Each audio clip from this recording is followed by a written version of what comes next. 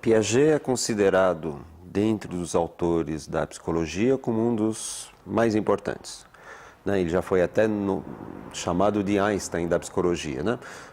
Não é exagerado dizer que, digamos, que os dois maiores e mais importantes autores da psicologia são Freud, por um lado, e Piaget, por outro. A importância da obra do Piaget é decorrência de vários pontos. Primeiro, a decorrência da influência desta obra durante o século XX inteiro, notadamente na psicologia da inteligência, sendo que o tema essencial do Piaget é a psicologia da inteligência. Por um lado. Por outro lado, a importância do Piaget vem também do volume da obra dele. São por volta de 70 livros, inúmeros artigos, inúmeros temas relacionados à inteligência que foram abordados por ele. Então também, digamos, o volume da obra de Piaget, a consistência da obra de Piaget também, digamos, faz com que ela seja extremamente importante. E finalmente eu diria que a obra de Piaget é essencial porque, sendo a inteligência um tema, digamos, que se reencontra em qualquer abordagem psicológica, e sendo a teoria dele muito consistente em relação a esse tema, acaba se utilizando o Piaget não apenas na perspectiva intrínseca da inteligência, mas também em outras como afetividade, moral e, evidentemente, educação.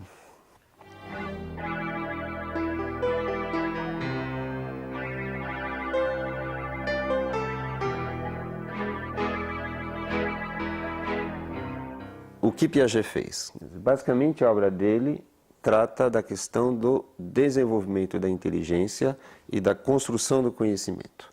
Inclusive, ele batizou a sua teoria de epistemologia genética. Por que epistemologia? Epistemologia é filosofia da ciência, ou seja, a parte que estuda o fenômeno da ciência, do conhecimento. E genética significa uma epistemologia da construção do conhecimento. Genética deve ser entendida não no sentido habitual de genética, cromossomos, mas de gênese, ou seja, de evolução. Então a obra dele chama-se Epistemologia Genética e visa responder a uma pergunta básica, que é a seguinte, como é que os homens constroem conhecimento, ou seja, como é que eles passam de um nível de conhecimento X para um nível de conhecimento X mais 1. Essa grande pergunta que Piaget tentou resolver durante toda a sua vida.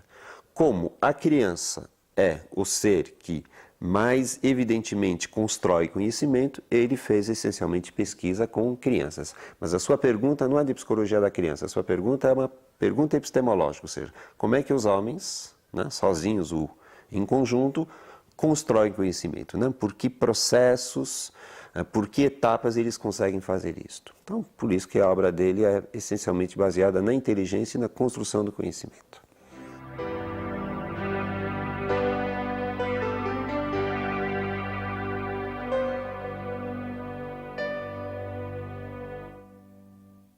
Para Piaget, inteligência deve ser definida enquanto função e enquanto estrutura. Então, enquanto função, para Piaget, a inteligência é uma adaptação.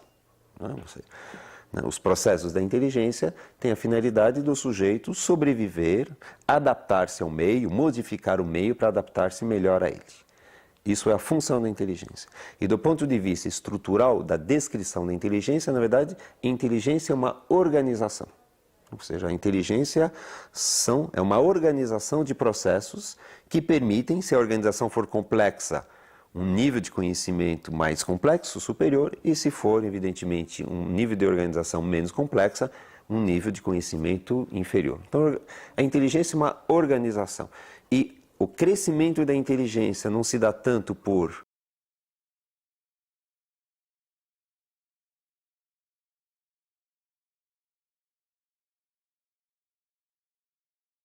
possibilidades de assimilação.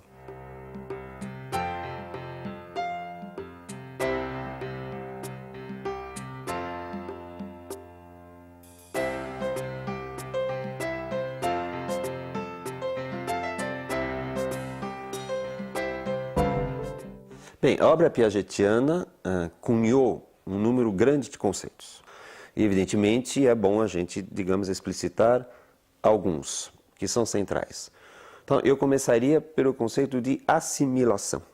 Piaget retira o conceito de assimilação da biologia e, na sua psicologia, a assimilação significa o seguinte, ou seja, quando uma pessoa vai entrar em contato com o meio, com o objeto de conhecimento, ela retira desse objeto de conhecimento algumas informações, e essas informações retidas são essas e não outras, porque existe uma organização mental. Então, na verdade, assimilação significa interpretação, ou seja, ver o mundo não é simplesmente olhar o mundo, mas é interpretá-lo, assimilar, ou seja, tornar seu alguns elementos do mundo. Portanto, isso implica necessariamente em assimilar algumas informações e deixar outras de lado.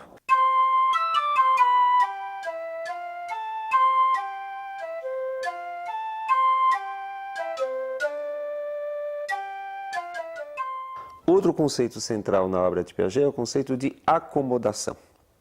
Acomodação significa o seguinte: as estruturas mentais, entenda-se por estrutura mental a organização que a pessoa tem para conhecer o mundo, é capaz de se modificar para dar conta das singularidades do objeto.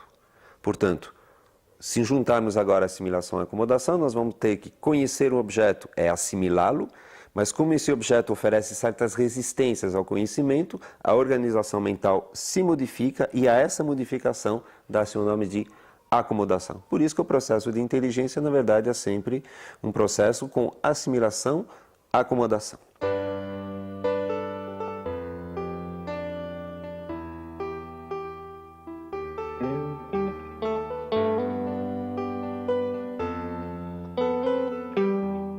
Equilibração vem, como seu nome indica, a ideia de equilíbrio, ou seja, o sujeito que entra em contato com um objeto novo pode ficar em conflito com esse objeto novo, no sentido de desequilibrado, né? Na verdade, a equilibração serve aqui de metáfora, né?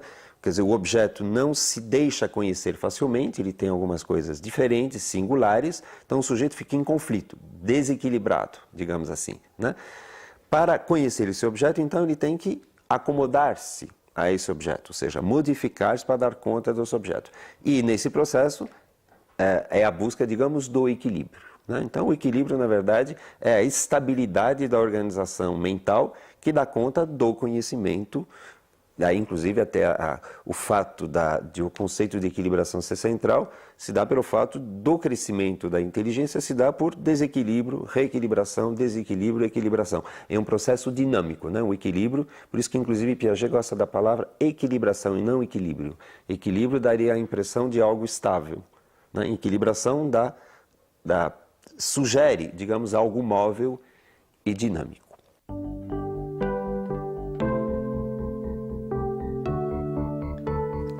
Mas dois conceitos eu acho, embora não tão conhecidos de Piaget, mas essenciais, são os conceitos de abstração empírica e abstração reflexiva.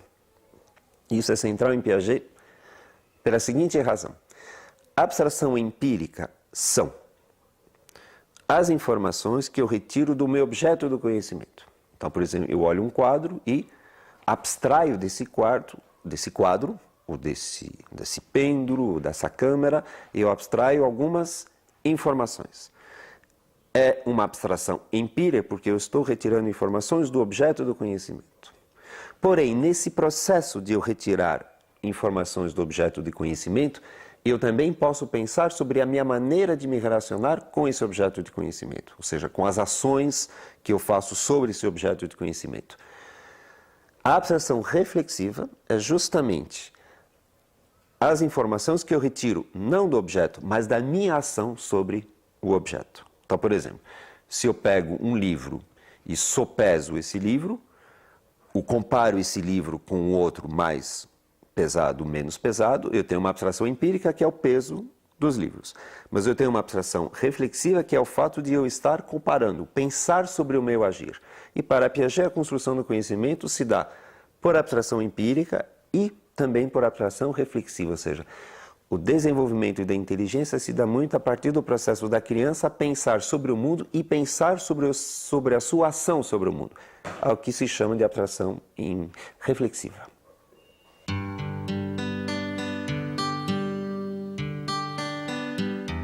Mais um conceito extremamente importante em Piaget, que aliás é o conceito mais famoso, estágio.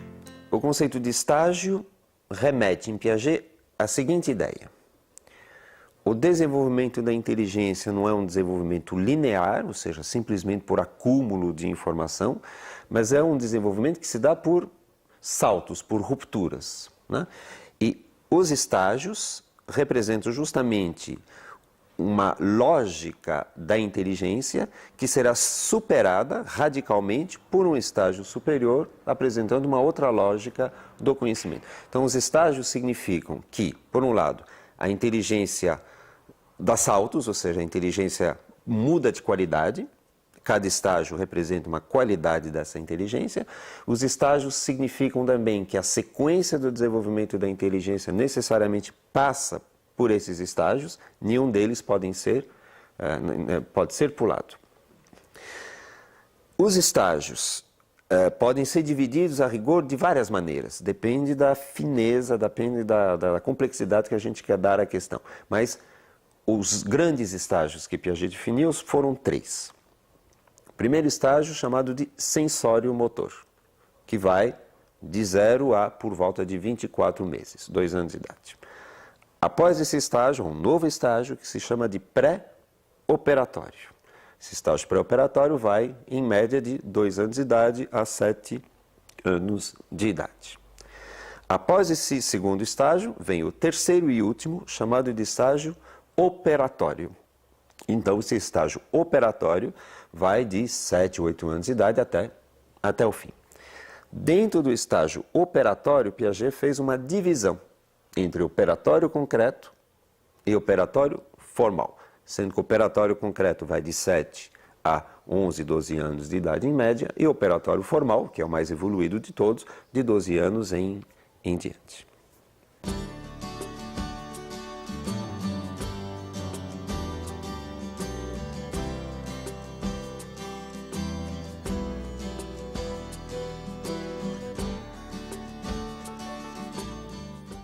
Antigamente se pensava que o bebê, ou seja, a criança de 0 a 2 anos, não apresentava nada de muito interessante do ponto de vista da inteligência e que, na verdade, a inteligência começava apenas com a linguagem, né? Essa é uma ideia que era muito forte e que ainda é forte em algumas pessoas. No fundo, o que Piaget demonstrou com uma clareza muito bonita, é que essa fase do desenvolvimento de 0 a 2 anos é extremamente rica e que, portanto, a inteligência começa a se estruturar e a mostrar, digamos, o seu valor muito antes da linguagem.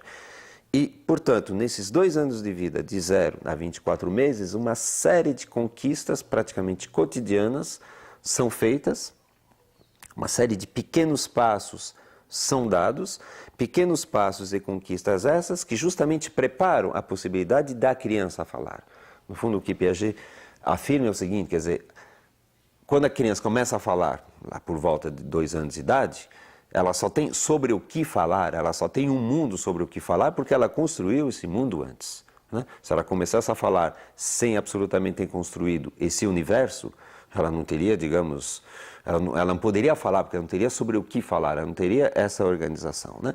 Portanto, é uma fase extremamente importante, extremamente complexa, e quem se der ao trabalho de observar um bebê vai ver quase a olhos vistos, né, esse desenvolvimento fenomenal. E também a afirmação, evidentemente, importante, que é a decorrência de tudo que eu acabei de falar, de que existe uma inteligência pré-verbal, ou seja, não uma inteligência sem representação, uma inteligência sem linguagem, uma inteligência sem comunicação, digamos, verbal com o outro, portanto, uma fase, digamos, sui generis, né, da inteligência. É um dos pontos essenciais da teoria de Piaget, essa contribuição para a compreensão do ser humano. Então, o período sensório-motor é o primeiro estágio, período que vai de 0 a 2 anos de idade, e também às vezes é chamado de inteligência prática. Inteligência prática, por quê? Porque é uma fase do desenvolvimento da inteligência onde a criança não emprega a linguagem, mas apenas as suas ações e percepções. Ações, aí a palavra motor, e percepções é a palavra sensório-motor. Então, uma inteligência prática é uma inteligência em ação, ou seja, ainda não verbal, ainda não representativa. Para Piaget, esses 2 primeiros anos de vida são absolutamente essenciais porque a criança percorre uma complexidade de evolução absolutamente inimaginável. Para dar conta desta ideia, alguns conceitos são essenciais, notadamente o conceito de objeto. Tudo leva a crer, segundo as informações de Piaget, que quando a criança nasce, ela não tem clareza de que no objeto no universo na qual ela se encontra, há objetos e que ela, inclusive, é um objeto entre esses objetos. Por isso, ela precisa construir a noção de objeto. E, nesta construção, uma fase essencial que chama a fase do objeto permanente. O que é o objeto permanente? O objeto permanente é aquele objeto que, embora eu não veja, sei que ele ainda existe. Ou seja, a atribuição de existência do objeto, apesar de estar fora do meu campo perceptivo. Isso a criança constrói por volta de 9 meses de idade. Então imaginem, digamos, o salto de qualidade da inteligência, né? Num primeiro momento é como se a criança acreditasse que só existem as coisas que ela vê, ou seja, que ela é o centro do universo, de uma certa forma, e que o mundo existe em função da sua percepção, e ela vai, pouco a pouco, entendendo que o universo tem uma objetividade própria, e que independe da sua percepção. Daí a compreensão que ela tem de que, embora não seja visto, esse objeto ainda existe e, portanto, eu posso procurá-lo. Outro conceito essencial para se entender essa fase sensório-motora é o conceito de causalidade. Ou seja, o que é causalidade? Entender que os objetos do mundo, e a criança como um objeto nesse mundo, esses objetos interagem entre si e causam efeitos entre si.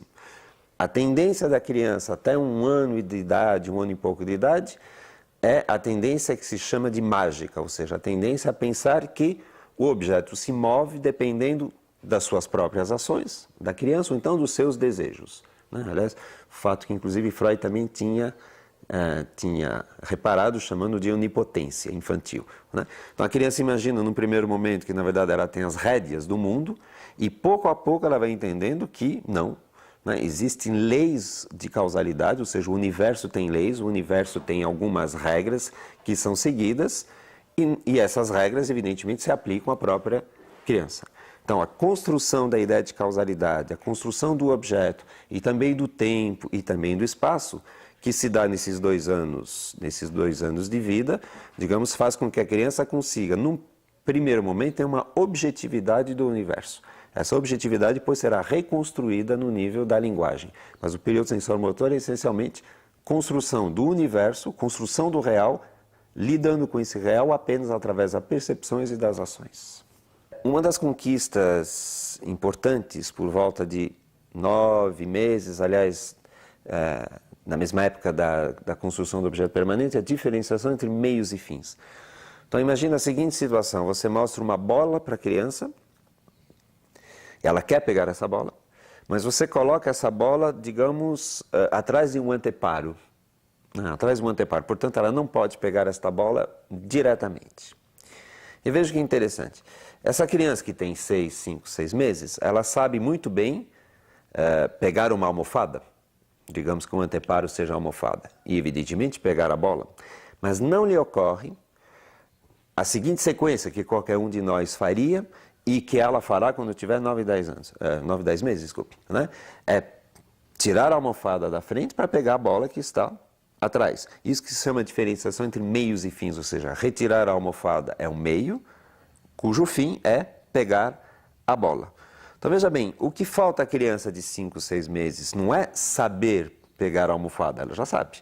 Não é saber pegar a bola, ela já sabe, mas é, digamos, hierarquizar essas duas condutas, né? Ou seja, associar essas duas condutas. Né? Por isso que eu falei o tempo todo que inteligência é organização. Na verdade, a conquista da criança, quando ela vai descobrir a possibilidade de meios e fins, vai ser justamente uma nova organização da inteligência. Como se ela dissesse, eu posso pegar isso para depois pegar aquilo. Não é a habilidade que faltava, era a compreensão de que uma ação pode servir de meio para outra, que então é fim. Então essa passagem, digamos que dá por volta de 9, 10 meses, uma passagem importante do desenvolvimento da inteligência. Outro exemplo agora ligado ao espaço, a configuração espacial, é, por exemplo, a criança perceber que um determinado objeto tem 3 dimensões. Exemplo, quando a criança é bem pequenininha, por volta de 2, 3 meses, ela sabe já reconhecer uma mamadeira, né? Ela está acostumada a uma mamadeira. Mas se você apresentar a mamadeira pelo avesso, ou seja, não o bico para cima e o fundo da mamadeira, ela não lhe ocorre, digamos, virar essa mamadeira. É como se ela não a reconhecesse. E já por volta de 1 ano de idade, você vai ver a criança que, embora ela veja a mamadeira apresentada a ela pelo avesso, ela reconhece a mamadeira e, né, com um gesto, ou seja, ela conseguiu situar o objeto agora dentro do espaço. Ou seja, né, ver que, dependendo da posição, o que está na frente pode estar atrás, o que está atrás pode estar na frente.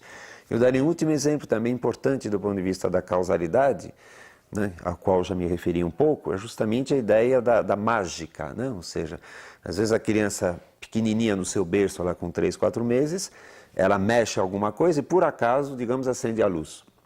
Totalmente por acaso.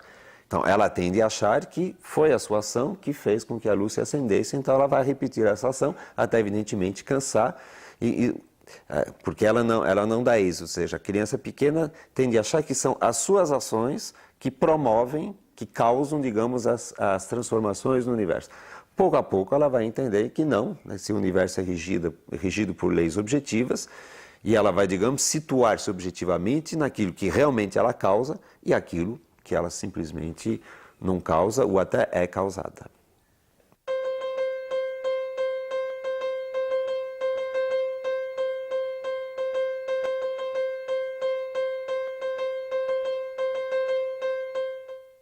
Com 2 anos de idade, há a mudança de estágio, né? Como eu disse, a mudança de estágio significa que a qualidade da inteligência se modifica. Então, Piaget cunhou o nome de estágio pré-operatório. Mas também poderíamos chamar esse estágio de estágio da representação. Então, o conceito essencial desse estágio é de representação. O que é representação? Representação é a capacidade de pensar um objeto através de um outro objeto. Então, por exemplo, se eu falo a palavra casa, eu estou utilizando esse som, casa, para remeter a algo que não é esse som, evidentemente, mas que é o objeto casa, né? Então, isso que se chama de representação, ou seja, eu apresento de novo um determinado objeto através de um substituto desse objeto. Vou dar um exemplo deste comportamento novo que aparece por volta de 1 ano e meio, 2 anos de idade. Um exemplo que Piaget não pesquisou, mas que é totalmente coerente com a teoria de Piaget, que é o reconhecimento no espelho, né? Uma criança por volta de 1 ano gosta de olhar espelho, fica na frente do espelho, mas os seus comportamentos nos levam a crer que ela não se reconhece no espelho. Ou seja, ela olha a imagem que ela vê, que é a sua, como se fosse a imagem de uma outra criança, como se fosse a imagem, ou seja, não uma imagem que diga respeito a ela mesma. Tanto é verdade que se você fizer uma manchinha de tinta na testa da criança, não lhe ocorre, digamos, passar a mão para retirar essa mancha. Ora, por volta de 1 ano e meio, 2 anos, justamente na passagem do sensório motor para o próximo estágio pré-operatório, a criança se reconhece no espelho. Ou seja, agora crianças da amostras que se reconhecem no espelho. E veja bem, se reconhecer no espelho é um comportamento relativamente complexo, que pensem bem. Reconhecer-se no espelho implica pensar que esta imagem que eu vejo sou eu e não sou eu ao mesmo tempo. Sou eu porque me representa, mas não sou eu porque eu estou aqui e eu não estou lá. Então, na verdade, eu estou duplificado, se eu posso dizer assim. Ou seja, eu estou aqui e estou em imagem. Isso que é a representação, ou seja, conseguir pensar o mundo através de imagens deste mundo.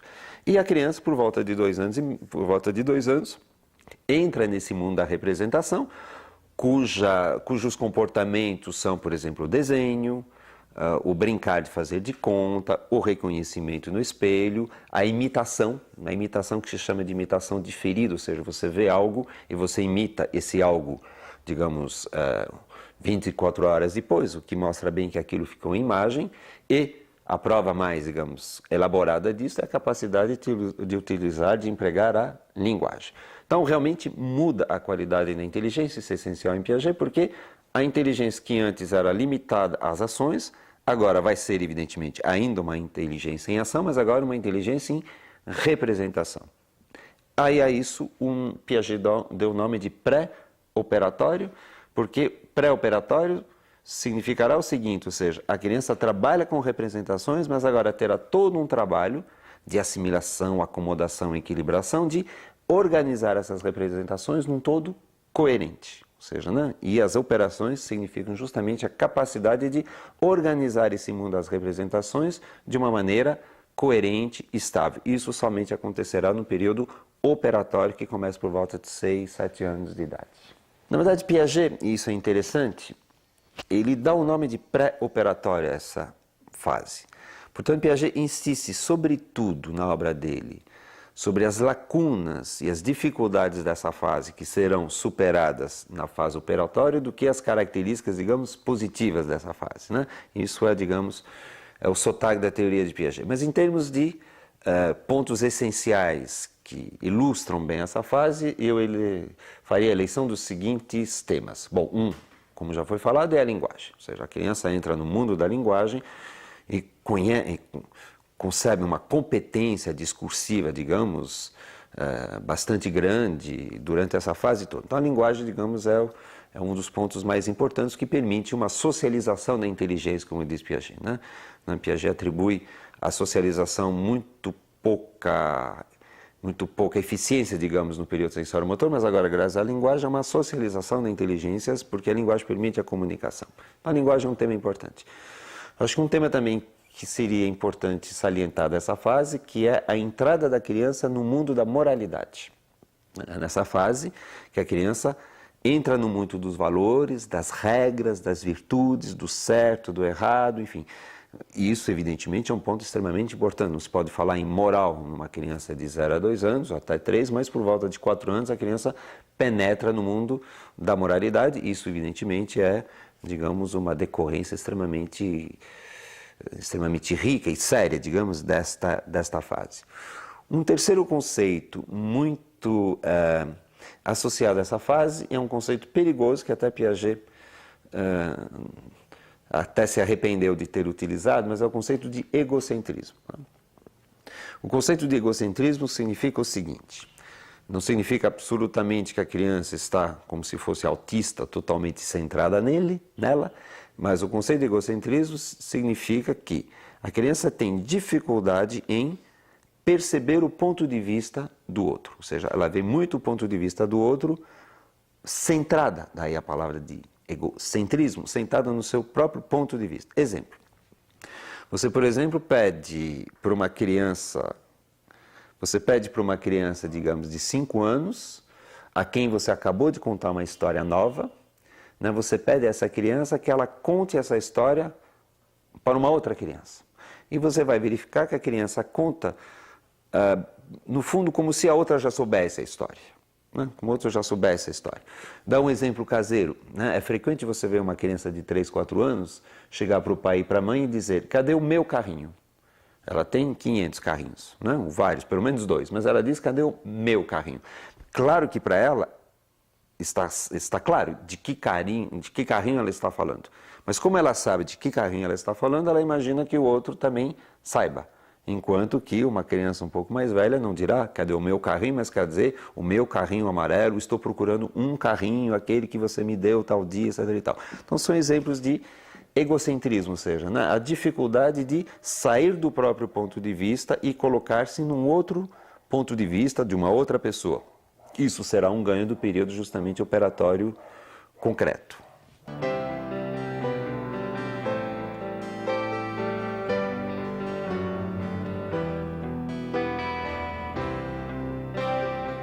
Então, veja bem, o que é interessante na teoria de Piaget é que ele vai chamar uma determinada fase de pré-operatória e a fase sucessiva de operatória. Portanto, a questão da operação é central. E como eu disse, Piaget vai ver na fase pré-operatória essencialmente o que falta para a criança ser operatória.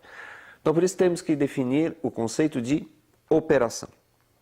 O conceito de operação, tecnicamente, é o seguinte: é uma ação interiorizada reversível. Bom, então vamos explicar esses 3 termos.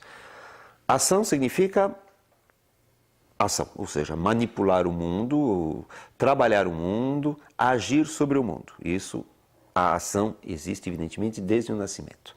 Mas é ação interiorizada. Portanto, é ação através da representação, que significa ação interiorizada. Agora eu vou mexer no mundo, mas através da representação deste mundo. Então, uma coisa é eu pegar essa câmera e colocar em outro lugar, é ação. Ação interiorizada será eu imaginar colocar esta câmera em outro lugar, mas não colocar essa câmera. Estou imaginando que eu estou fazendo isso através das imagens que eu tenho desta câmera. No sensório motor, a criança tem ação. No pré-operatório, a criança tem ação interiorizada. E no operatório, ela tem ação interiorizada reversível. E reversível significa o seguinte: é a possibilidade de, em imaginação, na cabeça, de forma interiorizada, pensar a ação e a anulação dessa mesma ação. Ou seja, reversível significa eu posso pensar o que eu fiz e voltar exatamente ao ponto de partida, sem cometer contradições. Uma criança pré-operatória justamente não consegue isso. Não consegue isso. Exemplo, você pergunta para uma criança de 5 anos de idade: daqui até Campinas, tem quantos quilômetros? Vamos imaginar que ela saiba a resposta, ela vai dizer 100 quilômetros. Ou seja, né? Ela não está indo até Campinas, ela está parada pensando. Então, de São Paulo a Campinas, há 100 quilômetros. Aí você pergunta para ela a reversibilidade. A reversibilidade, no caso, seria o quê? Agora vamos pensar de Campinas para São Paulo. Evidentemente, em boa lógica, se de São Paulo até Campinas há 100 quilômetros, de Campinas a São Paulo também haverá 100 quilômetros. Nada mais do que eu fazer a volta. Só que a criança pequena dirá, não sei. Outro exemplo clássico da teoria de Piaget é a questão da parte do todo. Uma criança pequena poderá entender que ela mora, digamos, num bairro, né? Digamos, Butantã. Ela sabe também que mora num lugar chamado São Paulo, mas terá muita dificuldade em entender que Butantã é dentro de São Paulo. Se ela está pensando em Butantã, quando ela está pensando em São Paulo, é São Paulo. Nessa mesma linha, se você pergunta para uma criança, tem mais rosas ou tem mais margaridas? Digamos que tem essas flores na frente dela e que tenha mais rosa, ela vai dizer tranquilamente, porque a percepção basta para isso, ela vai dizer que tem mais rosas do que margaridas.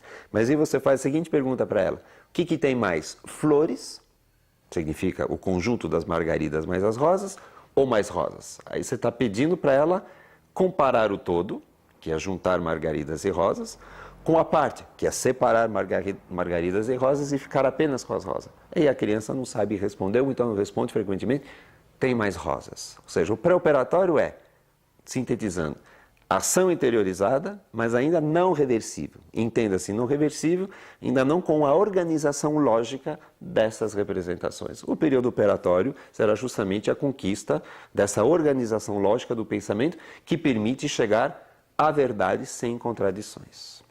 Olha, um aspecto importante da passagem do operatório, do pré-operatório para o operatório, é o sentimento de necessidade. Vamos dar um exemplo. Uma criança pode até aprender, decorar, que, por exemplo, se daqui até Campinas dá 100 quilômetros, que também de Campinas até São Paulo dá 100 quilômetros. Tá? Ela pode até saber isto. Só que no pré-operatório, esse conhecimento é para ela apenas provável. Ou seja, ela poderá... E se alguém disser para ela, gozado, eu não acho que seja 100 quilômetros, fala, então talvez não seja. Ou seja, ela tem até a resposta correta, ela pensa a resposta corretamente, mas para ela isso ainda não é uma certeza.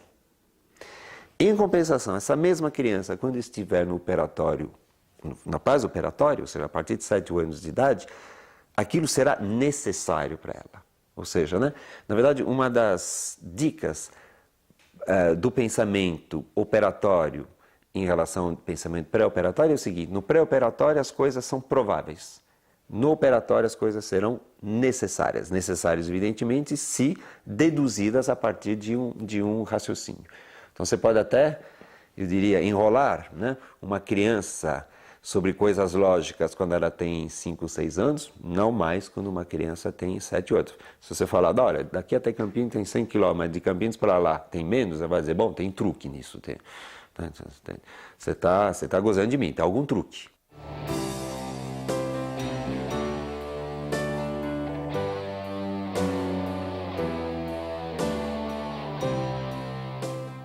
Então veja bem, Piaget diz, a partir de 7, 8 anos de idade, a criança entra no período, no estágio operatório.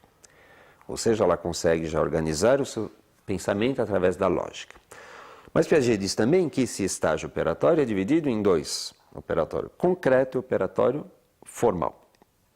Portanto, tudo não está acabado ainda por volta de 7 e 8 anos de idade. Então a diferença entre o operatório formal e o operatório concreto é a seguinte, os dois são operatórios, portanto os dois têm ação interiorizada reversível. Só que, no operatório concreto, a criança faz uso desta capacidade operatória apenas em cima de objetos que ela possa manipular ou de situações que ela possa vivenciar ou lembrar a vivência. Enquanto, no período operatório formal, ela vai trabalhar agora com puras hipóteses. Ou seja, agora ela vai ser capaz de aplicar a sua lógica a objetos, contextos que sejam puramente hipotéticos, por exemplo, um foguete na Lua ou não sei o que em Marte, tá certo? E também totalmente estranhos à sua vivência. Então, na verdade, a diferença é um grau de abstração. Mas, para dar um exemplo, né? A criança, por exemplo, do ponto de vista operatório concreto, chegará facilmente à conclusão de que, bom, todos os planetas são redondos, a Terra é um planeta, logo a Terra é redonda. E ela sabe, inclusive, que a Terra é redonda. Mas você coloca para ele o seguinte, todos os planetas são quadrados. A Terra é um planeta, logo, em pura hipótese, a Terra é quadrada. Mas como ela sabe que a Terra não é quadrada, ela tem muita dificuldade de aceitar, né? Porque ela ainda está relacionada ao concreto, à sua vivência. Então, o operatório formal, na verdade, é conseguir pensar de maneira lógica, reversível, operatória, em cima de puras proposições, puras frases, puras hipóteses. Então, a diferença é essa. Que no Colégio Aliás tem uma tradução clara, né? Os problemas de matemática que são colocados às crianças, digamos, de primeira a quarta série, costumam ser complexos, mas sempre concretos. É alguém que compra não sei quantas bananas, vende a metade, um preço X, um preço Y. Né? São sempre a matemática aplicada em cima de objetos. Mas é preciso esperar a quinta série, em geral, ou seja, por volta de 11, 12 anos, para que no colégio se introduza a álgebra. Notadamente a ideia de variável. O que é a variável? A variável é pura forma. O x, o y é pura forma. Isso é típico do operatório formal. O operatório formal é o último estágio daqueles identificados por Piaget no desenvolvimento da inteligência. Portanto, uma criança por volta de 12, 13 anos, né, constrói esse pensamento operatório formal, que é o nosso dos adultos. Claro, mais elaborado, digamos, com mais conteúdos, mas, quer dizer, a criança de 12, 13 anos é capaz de pensar sem cometer contradições através de hipóteses, com hipóteses. E nós também.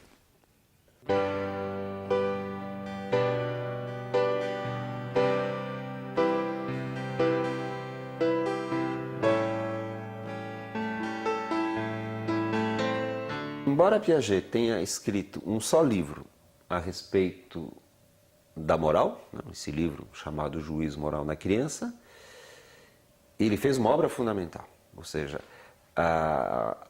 o livro Juízo Moral na Criança, as pesquisas e a teoria deste livro são até hoje atuais e deram base para uma série de pesquisas, notadamente nos Estados Unidos, ou seja, é um livro fonte de uma série de pesquisas e teorias, né? E nesse livro, na verdade, Piaget diz uma coisa nova para a época. E essa coisa nova é a seguinte, ou seja, assim como a inteligência, assim como o conhecimento evoluem, a moral também evolui. Ou seja, existe um desenvolvimento moral na criança. Por que isso é importante? Porque antes se pensava muito que a moral nada mais era do que uma mera interiorização dos valores e das regras que estavam colocadas fora. Então os pais diziam, faça isso, faça aquilo, os professores, os valores são esses, e a criança, digamos, pouco a pouco interiorizava esses valores, né? Pura e simplesmente. O que era fora ficava dentro e acabava a conversa. O que Piaget demonstrou, com pesquisas e mais pesquisas, que na verdade há um desenvolvimento moral na criança, ou seja, há estágios também. Então, o primeiro estágio é a anomia, a criança está fora do universo moral. O segundo estágio, que é justamente a entrada da criança no mundo moral, é chamado de heteronomia. Heteronomia significa basicamente que a moral é baseada no respeito pela autoridade e pela obediência. E essa fase de heteronomia depois é superada por uma fase chamada autonomia, onde agora a legitimação da moral não se dá mais pelo respeito pela autoridade, pela obediência, mas sim pelo contrato, pelo respeito mútuo, pelas relações e reciprocidade. Então a importância desse livro foi mostrar que também a moral evolui e existe, digamos, uma participação ativa da criança na construção da sua própria moral. Então vamos dar um exemplo. Você pergunta para uma criança de 5, 6 anos, quem é mais culpado? Alguém que quebrou 10 copos sem querer ou alguém que quebrou um copo, mas querendo, né? O que está em jogo aqui é o tamanho do dano material, 10 copos versus um copo, e a intencionalidade. Quem quebrou 10 não tinha intenção, porque fez sem querer, mas quem quebrou um tinha a intenção de quebrar. Pergunta-se para a criança, então, qual dos dois... Primeiro, os dois são culpados? E a criança heterônoma dirá sim, já que houve um dano material cometido. E depois pergunta-se, qual mais culpado? E a criança heterônoma opta pelo autor da quebra dos 10 copos, porque 10 copos é mais do que um copo. Ela se baseia no, digamos, no tamanho do estrago, digamos assim, e não na intencionalidade. Você, inclusive, tem exemplos desse tipo com a mentira. Uma criança heterônoma, maior a mentira, é pior, ou seja, não é a intenção da mentira, mas é, digamos, é a distância entre a verdade e o que foi dito.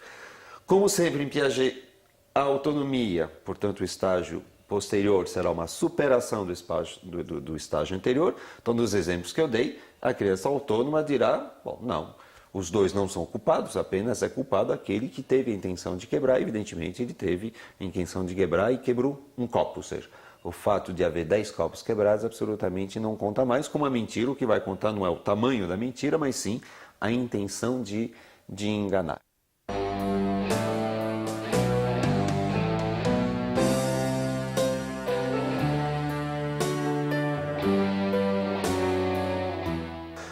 Às vezes acontece uma confusão que é a seguinte, ou seja, pensar que Piaget foi um educador ou que Piaget tem uma obra pedagógica. E essa é uma confusão muito grave, porque pode fazer as pessoas pensarem que vão encontrar em Piaget propostas pedagógicas ou preocupações pedagógicas. Então, sejamos claros, Piaget preocupou-se com pedagogia, como aliás todo e qualquer pensador.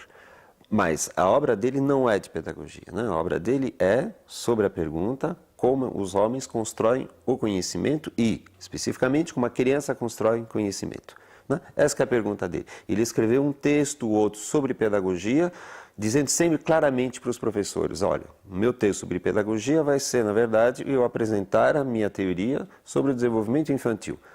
Vocês, educadores, que façam a tradução pedagógica desta minha teoria. Por que Piaget é tão lido, é tão estudado, tem tanta presença na educação?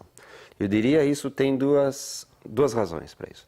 A primeira razão é clássica, ou seja, na verdade, assim como a medicina, que é uma técnica, lê biologia, né, para justamente saber o que fazer e encontrar novas técnicas, a pedagogia lê as teorias que tratam do seu aluno. Portanto, todas as teorias que falam de criança, notadamente do desenvolvimento da inteligência, do conhecimento, interessam a pedagogia. Então, como Piaget tem uma obra muito consistente, muito vasta sobre o desenvolvimento da inteligência na criança, é natural que a pedagogia se interesse por esses dados e traduzam esses dados na sua pedagogia, né?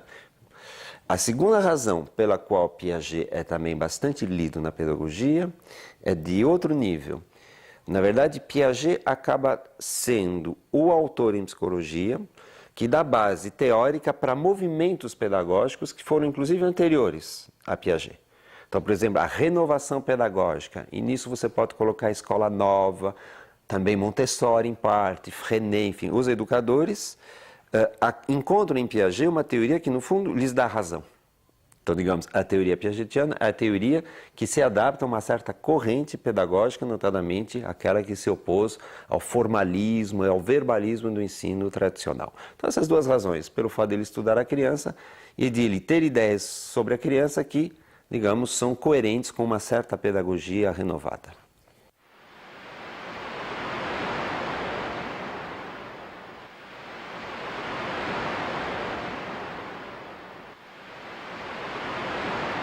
Piaget utiliza a palavra construção, até que tem um livro dele chamado Construção do Real. E ele diz que a sua pedagogia, esquece isso, que a sua psicologia e a sua epistemologia também, é uma epistemologia construtivista. Então Piaget, sim, cunha e se considera um construtivista. Mas evidentemente, construtivista com todos os conceitos piagetianos. Só que a palavra construção também é uma metáfora, ou seja, em Piaget ela tem uma definição muito clara, mas ela pode ser utilizada como metáfora. Tanto é verdade que hoje há muitas perspectivas construtivistas que não são muito claramente construtivistas, por um lado, e por outro lado, não necessariamente piagetianas. A palavra construtivismo acabou ficando muito mais ampla do que especificamente a teoria piagetiana. Então hoje você tem, dentro da educação, perspectivas construtivistas que utilizam Piaget, sim, mas podem utilizar Vallon, podem utilizar Vygotsky, ou então sub-áreas, tipo Emília Ferreiro, etc. e tal, né? Ou seja, embora a palavra construtivista tenha sido cunhada por Piaget, não é necessariamente esta mesma definição de construtivismo que você vai encontrar nas escolas hoje.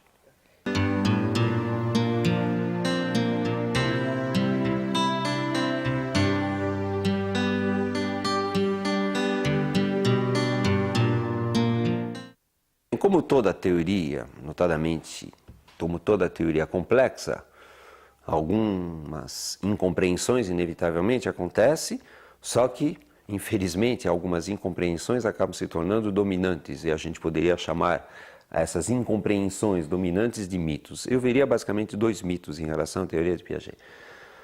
Mitos no sentido que é uma interpretação claramente errada da teoria de Piaget, né? O primeiro mito, eu diria, é o mito do maturacionismo. Como Piaget diz, e a sua definição de construtivismo é esta, que existe construção endógena. Algumas pessoas pura e simplesmente dizem, bom, Piaget é um maturacionista que acredita que, na verdade, as coisas se dão de maneira interna, sem absolutamente nenhuma relação com o contexto, nenhuma relação com a atividade, etc. e tal. Então, isso é um erro grave. Piaget diz textualmente, as construções internas endógenas se dão, em primeiro lugar, desencadeadas por demandas do meio, portanto, não se dão de maneira puramente isolada, e sobre as demandas do meio, com os objetos do meio. Então, a teoria de Piaget absolutamente não é uma teoria maturacionista, mas sim uma teoria interacionista, construtivista. Primeiro mito. Segundo mito em relação à teoria de Piaget, que na verdade é uma decorrência do primeiro, sobre o maturacionismo, é o seguinte, quer dizer, Piaget negaria a importância do social no desenvolvimento da inteligência da criança.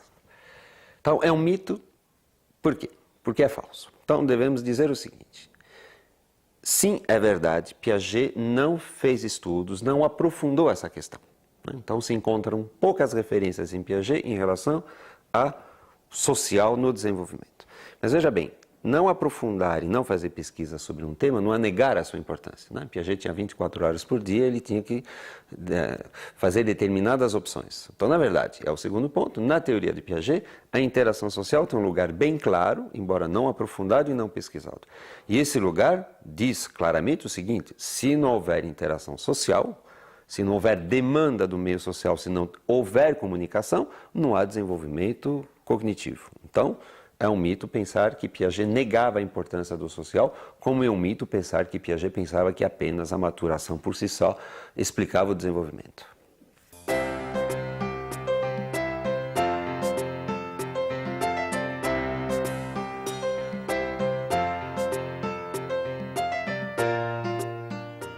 Quanto ao método de Piaget, o método de Piaget é basicamente um só, ou seja, ele cria situações-problemas, ou seja, situações que devem ser resolvidas. Ele coloca essas situações-problema a crianças de várias faixas etárias, em geral de 6 anos a 12, 13 anos de idade, e verifica, por um lado, se as crianças conseguem resolver o problema, e por outro, e mais importante ainda, quais são as dificuldades que elas encontram para resolver este problema. Então, eu diria 90% da obra de Piaget foi feita em cima desse tipo de experimento, né?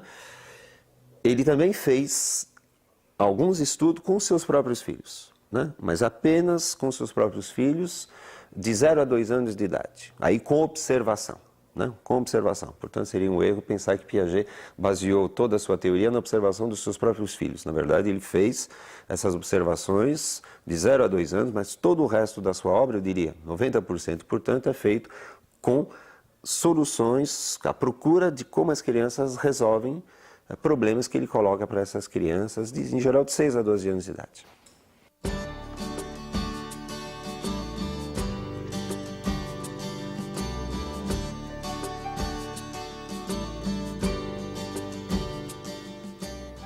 Hoje, 20 anos após a sua morte, isso já não é mais verdade, né? Ela continua sendo extremamente importante, mas hegemônica não.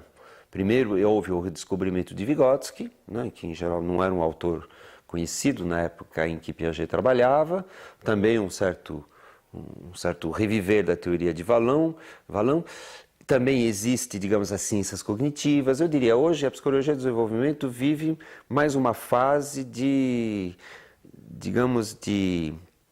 difusão das ideias, de não concentração, né? Eu diria que a psicologia do desenvolvimento vive um momento de turbulência. Nenhuma visão pode ser considerada hegemônica, tampouco a de Piaget, mas também não se sabe muito bem em direção ao que essa área vai. Então ela foi dominante, sim. Hoje em dia, não. Há contestadores dessa teoria, claro. Há dois tipos de contestadores. Aqueles que dizem, bom, Piaget errou, ou seja, aquilo que ele diz não é verdade. Mas também há os contestadores de um tipo um pouco diferente, que diz, bom, o que Piaget disse está muito bom, não está errado, mas a rigor tem tanto mais coisa para dizer, até coisa mais importante, então, a rigor não precisam nem ler o que Piaget escreveu. Não, ou seja, uns podem contestar Piaget porque ele errou, e outros podem contestar Piaget porque ele falou coisas certas, mas não essenciais. O essencial estaria em outro lugar. Então, a hegemonia hoje não há mais. O que é bom, aliás, a hegemonia nunca é saudável, sobretudo em ciência.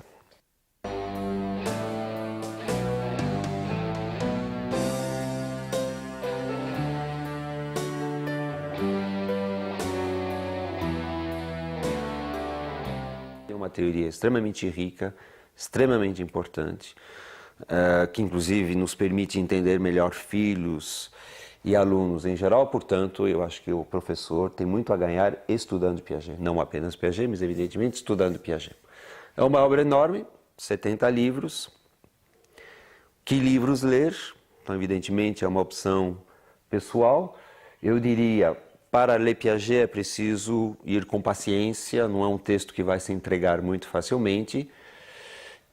Eu sugeriria que o primeiro livro que se lesse sobre Piaget fosse O Nascimento da Inteligência na Criança, que fala do período sensório-motor, mas eu diria, mesmo para alguém que não se interessa, porque o seu trabalho não é com crianças dessa faixa etária, é o livro onde Piaget explicita muito claramente o seu construtivismo. Então eu diria, o melhor livro para se começar a ler Piaget é O Nascimento da Inteligência na Criança. Após isso, eu diria dois outros que formam a trilogia, né, do sensório-motor: A Construção do Real na Criança, para entender a construção do conhecimento nessa faixa etária, e as ideias básicas de Piaget estão lá, e A Formação do Símbolo na Criança, que é justamente o estudo da passagem para representação.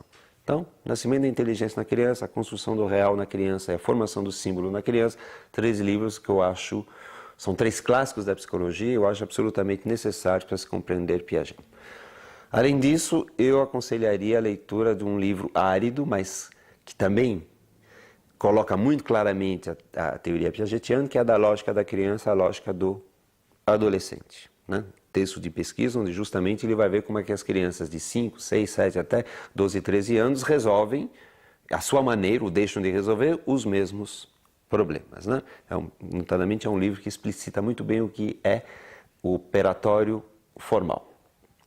Não poderia deixar de aconselhar também a leitura do Juízo Moral na Criança, um livro extremamente rico, como eu disse, único na obra de Piaget, porque a moral não é o seu tema, mas extremamente produtivo em termos do pensamento nesta área durante o século XX, então o Juízo Moral na Criança.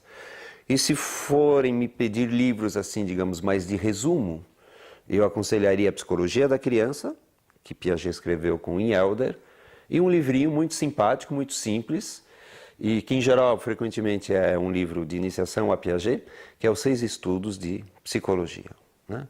Mas há tantos outros, mas eu acho que essa lista já está bem razoável. Eu acho que a teoria de Piaget, notadamente para quem lida com criança, pode ser pai, mãe e pode ser professor, ajuda muito a entender os comportamentos da criança, né?